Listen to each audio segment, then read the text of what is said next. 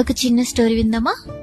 ఒక అబ్బాయి తన తాతయ్య దగ్గరికి వెళ్ళి, తాతయ్య లైఫ్ లో గొప్పవాడు అవ్వాలంటే ఏం చేయాలి అని అడిగాడంట. అప్పుడు ఆ తాతయ్య తన దగ్గరున్న 2 మొక్కలు తీసుకొచ్చి ఒకటి ఇంట్లో ఇంకొకటి బయట పెరట్లో నాటాడంట.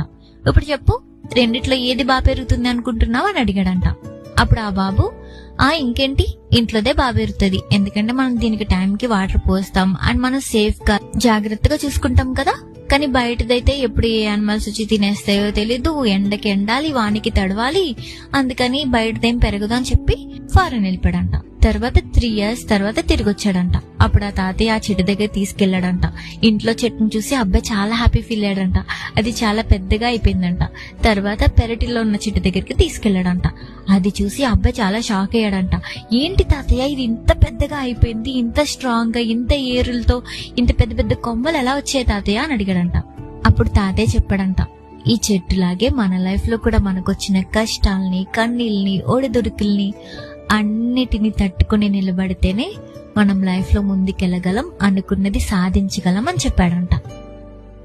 నిజమే కదా?